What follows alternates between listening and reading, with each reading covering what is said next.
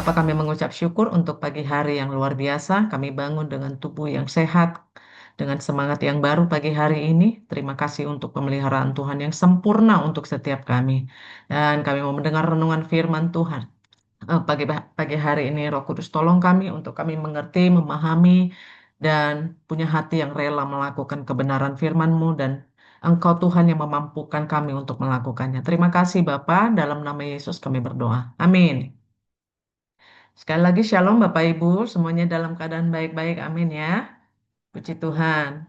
Ya, pagi hari ini kita mau mendengarkan sharing singkat ya untuk kita sama-sama diberkati mengawali hari ini, dan saya percaya firman Tuhan meneguhkan, menguatkan setiap kita ya. Amin. Baik, kita masih dengan tema apa namanya bulan mingguan kita, yaitu berdoa dengan kewaspadaan. Ya, waspadalah, waspadalah ya. Baik, Bapak Ibu, kita lihat ayatnya. Ya, di dalam Kolose 4 ayat 3 di sana dikatakan, bertekunlah dalam doa dan berjaga-jagalah dalam doamu sambil mengucap syukur. Sekali lagi, bertekunlah dalam doa dan berjaga-jagalah dalam doamu sambil mengucap syukur. Ya, beberapa hari ini kita sudah mendengar banyak hal dari para pembicara-pembicara sebelumnya tentang bagaimana kita harus waspada dalam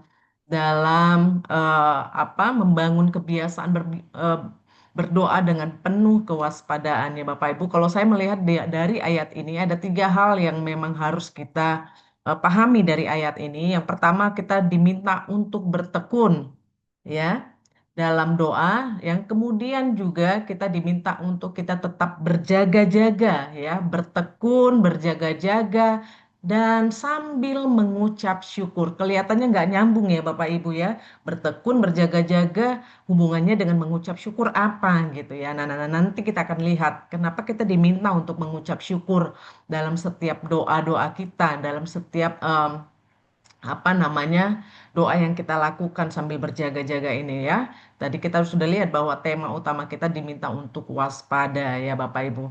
Nah, Bapak Ibu, saya percaya bahwa orang yang bertekun, saya nggak akan bahas mengenai definisi bertekun segala macam karena itu sudah dibahas oleh pembicara-pembicara sebelumnya. Tapi saya percaya bahwa yang namanya bertekun itu bukan sesuatu yang kita lakukan dalam satu dua kali, tapi sepanjang hidup kita diminta untuk bertekun, melakukannya setiap waktu ya Bapak Ibu, terus menerus, continue gitu, jangan berhenti ya. Kita harus bertekun di dalam doa kita. Nah, pertanyaannya adalah kenapa kita harus bertekun Bapak Ibu?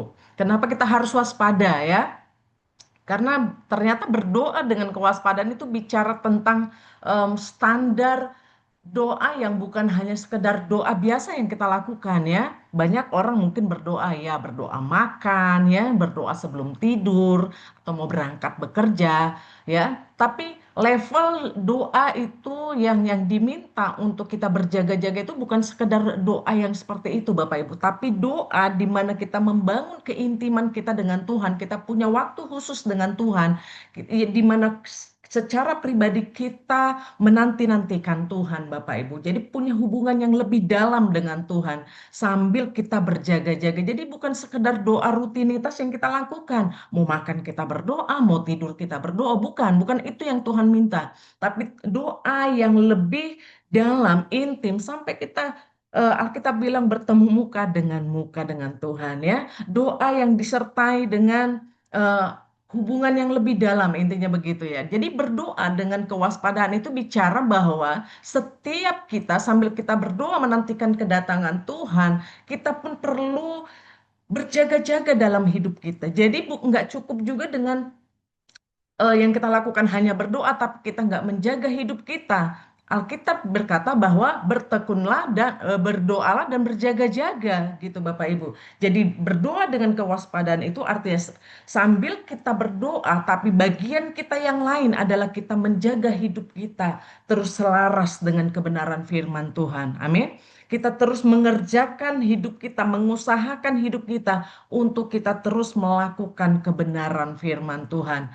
Ya, saya percaya bahwa berdoa dengan dengan penuh kewaspadaan itu bertujuan membuat kita atau membawa kita untuk sampai kepada tujuan kita. Sekali lagi, berdoa dengan penuh kewaspadaan itu membuat kita bertujuan untuk membawa kita sampai kepada tujuan kita. Apa itu tujuannya? Menantikan kedatangan Tuhan. Saya berdoa supaya kita mengerti bahwa eh, setiap kita harus setia di dalam doa kita ini, Bapak Ibu. Ya, sekali lagi bahwa doa dengan penuh kewaspadaan bertujuan untuk membawa kita fokus, tetap fokus kepada tujuan kita, yaitu kita menantikan kedatangan Tuhan. Ketika kita tetap fokus, kita mengerti bahwa kita terus menjaga hidup kita dalam rel yang benar, dalam kebenaran firman Tuhan. Amin. Nah, mari kita lihat Bapak Ibu. Selanjutnya kita lihat bahwa kenapa kita harus penuh dengan kewaspadaan? Yang pertama, Bapak Ibu, supaya kita tetap terjaga, ya. Supaya kita tetap terjaga. Kita ada di tengah-tengah keadaan yang bisa saja Bapak Ibu sangat-sangat besar kemungkinan mendistract kita keluar dari rencana Tuhan. Kita ada di tengah-tengah keadaan, di tengah-tengah lingkungan yang mungkin bisa sangat besar kemungkinan membuat kita lelah dalam penantian kita tentang kedatangan Tuhan, ya. Tapi fokus kita bukan tentang kapan Tuhan datang, tapi bagaimana saudara dan saya mempersiapkan diri ketika Dia datang, kita tetap setia kepada Tuhan. Katakan amin. Ya, jadi fokusnya bukan kapan ya Tuhan datang. Itu urusannya Tuhan, Bapak Ibu. Ya, bagian saudara dan saya adalah tetap menjaga hidup saudara supaya waktu Tuhan datang, seperti firman Tuhan katakan bahwa didapati iman di dalam hidup kita. Nah, kita tetap terjaga yang pertama itu iman kita, Bapak Ibu. Ya, iman kita. Saya percaya bahwa dalam masa yang sangat panjang ya, yang kita nggak tahu kalau kita udah tahu kapan Tuhan datang, mungkin eh, enak ya Bapak Ibu ya gitu. Tapi ini kan kita nggak tahu kapan Tuhan datang. Nah, Bapak Ibu mari kita tetap pelihara iman percaya kita kepada Tuhan. Amin. Tetap kita pelihara iman percaya kita kepada Tuhan. Lukas 18 ayat 8 bilang begini, Aku berkata kepadamu, ia akan segera membenarkan mereka, akan tetapi jika anak manusia itu datang, adakah ia mendapati iman di bumi? Amin. Mari tetap terjaga dengan cara apa? Kita menjaga iman percaya kita tetap kepada Tuhan. Ya, dalam masa-masa penantian ini, saya berdoa supaya setiap kita pagi hari ini tetap menjaga iman percaya kita bahwa Dia adalah iya dan amin. Dia yang berjanji Dia akan datang, Dia pasti akan datang. Tapi mari dalam masa penantian ini, yuk kerjakan terus keselamatan kita. Yuk tetap jaga iman kita ya supaya waktu Dia datang dia mendapati iman ya di bumi, iman di dalam kita, kepercayaan kita tetap, kesetiaan kita tetap kepada Tuhan. Nah, bagian yang kedua Bapak Ibu, di sana dikatakan jangan tertidur, ya, jangan tertidur rohani, ya. Jangan sampai tertidur kerohanian kita. Nah, Bapak Ibu ini sudah pernah saya bahas ketika beberapa minggu yang lalu ya, bahwa dalam kita berjaga-jaga jangan sampai roh kita padam Bapak Ibu. Ya, Lukas 21 ayat 34 di sana dikatakan, jagalah dirimu supaya hatimu jangan syarat oleh pesta pora dan kemabukan serta kepentingan-kepentingan dunia, supaya hari Tuhan jangan dengan tiba-tiba jatuh ke atasmu seperti satu jerat, ya. Bapak Ibu, ini yang harus kita kerjakan terus-menerus. Ini yang harus kita jaga, jangan sampai ya, jangan sampai rohani kita tertidur. Jangan sampai semangat kita menjadi patah, Bapak Ibu. Jangan sampai roh kita menjadi padam, Bapak Ibu. Dalam masa penantian kita, mari.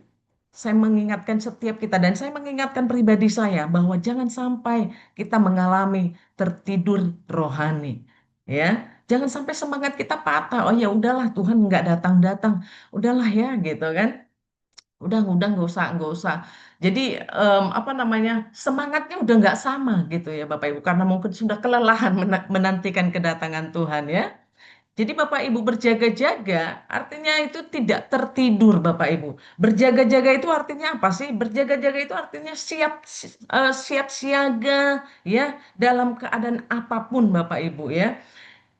Terjaga itu artinya bahwa kita ini terus menjaga hidup kita supaya kita tetap siap siaga kapanpun itu dalam waktu yang kita nggak tahu.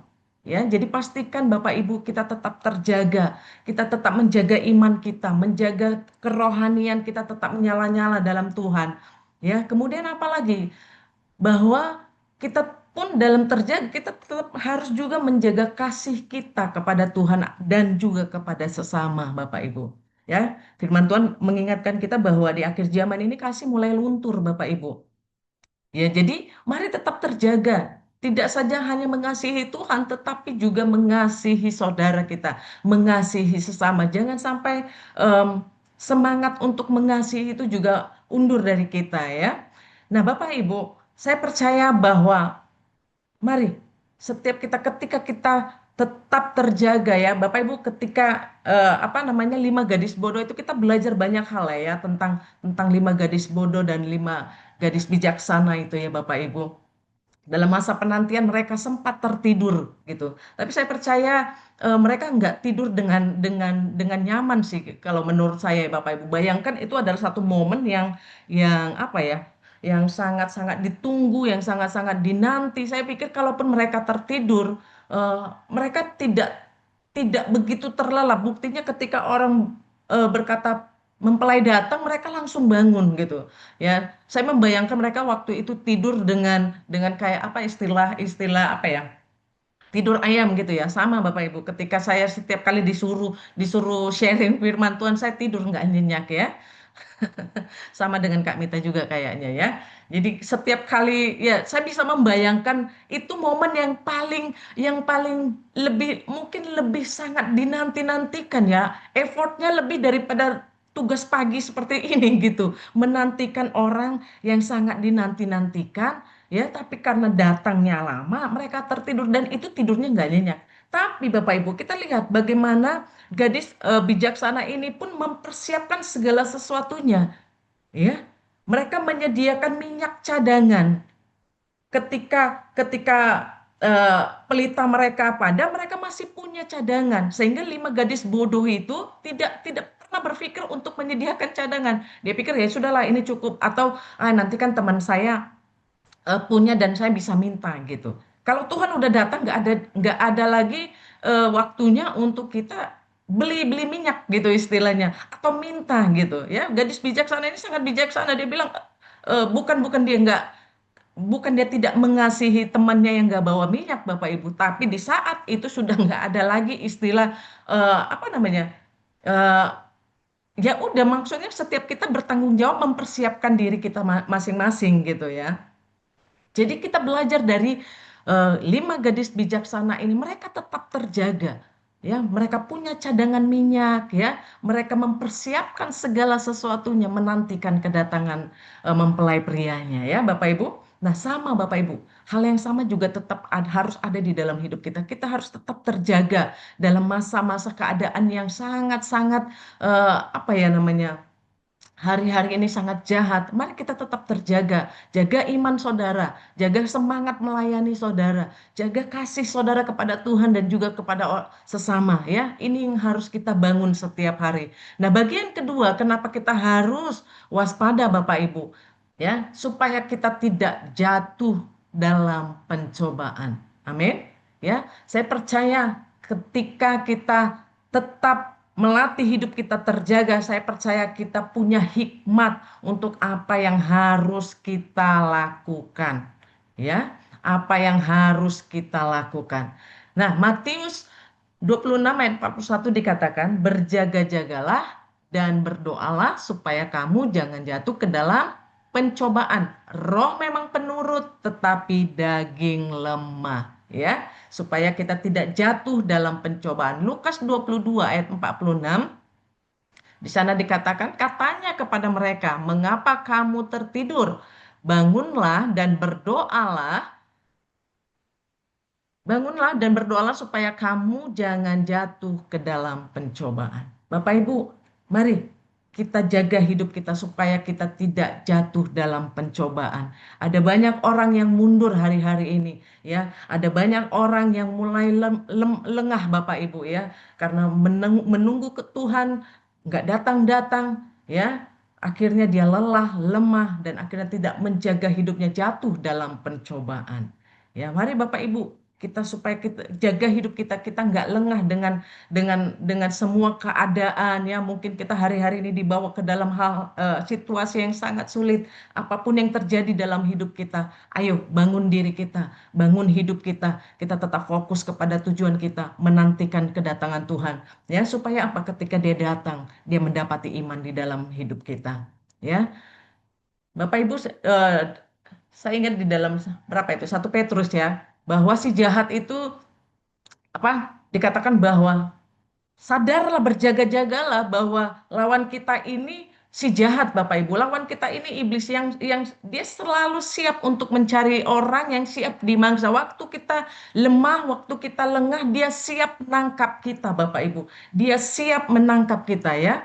Jadi mari kita mempersiapkan diri kita. Ya, saya punya quotes begini Bapak Ibu. Kerinduan Tuhan memang membawa kita naik ke atas Bapak Ibu, tetapi iblis akan berusaha menarik Anda ke bawah. Ya, itulah usaha iblis ya Bapak Ibu. Dia tidak mau setiap kita ada dalam rencana Tuhan. Dia akan berusaha menarik kita ke bawah. Dia akan terus berusaha membuat kita kehilangan fokus. Dia akan menarik kita untuk apa? Untuk kita keluar dari rencana Tuhan.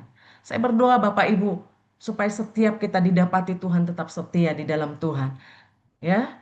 Nah, Bapak Ibu, yang bagian terakhir yang saya mau sampaikan adalah kenapa kita harus mengucap syukur ya. Ternyata mengucap syukur itu artinya apa? Mengucap syukur artinya menyerahkan segalanya kepada Tuhan ya dan berserah penuh kepada Tuhan. Mengucap syukur percaya dengan iman Tuhanlah yang memegang kendali atas hidup kita. Itu sebabnya di Kolose tadi dikatakan bertekunlah, berdoalah, berjaga-jaga sambil mengucap syukur. Ternyata kita diminta mengucap syukur karena kita tahu bahwa di dalam ucapan syukur itu kita sedang mengizinkan Tuhan mengambil alih seluruh kehidupan kita. Dalam mengucap syukur kita sedang mengimani bahwa Tuhanlah yang berdaulat dalam hidup kita. Ya, dalam mengucap syukur ada satu tindakan iman bahwa kita ini berserah penuh kepada Tuhan. Itu yang membuat kita bisa terus berjaga-jaga Bapak Ibu. Itu yang membuat kita terus bisa waspada. Ada satu kesadaran bahwa kita tidak bisa keluar dari Tuhan. Kita nggak bisa hidup tanpa Tuhan. Kita tidak bisa hidup di luar Tuhan. Dengan mengucap syukur, kita sedang bilang sama Tuhan, Tuhan, ini hidupku, ambil alih seluruh hidupku. Amin. Nah, pertanyaannya Bapak Ibu, sudahkah kita bersyukur hari ini? Ya, Filipi 4 ayat 6 bilang begini, janganlah kamu khawatir tentang apapun juga, tetapi dalam segala sesuatu nyatakanlah permohonanmu kepada Allah dengan doa, permohonan, dengan disertai ucapan syukur. Amin. Ucapan syukur membuat kita tidak akan khawatir. Ucapan syukur membuat kita percaya bahwa Tuhanlah penolong kita. Amin. Ya, Bapak Ibu sharingkan ini di BR kita masing-masing. Yang pertama, sudahkah Anda berjaga-jaga? Yang kedua, apa yang Anda lakukan selama Anda berjaga-jaga? Amin. Sharingkan ini di BR kita masing-masing. Dan saya berdoa eh, lewat perenungan firman Tuhan pagi hari ini kita mendapatkan sesuatu ya Bapak Ibu. Mari kita berdoa. Tuhan terima kasih buat pagi hari ini. Kami percaya Engkau yang menyempurnakan Tuhan setiap firman yang kami dengar hari ini. Hamba terbatas tapi hamba berdoa Roh Kudus materaikan firman-Mu dalam setiap kami yang mendengar pagi hari ini. Dalam nama Tuhan Yesus kami berdoa mengucap syukur. Amin.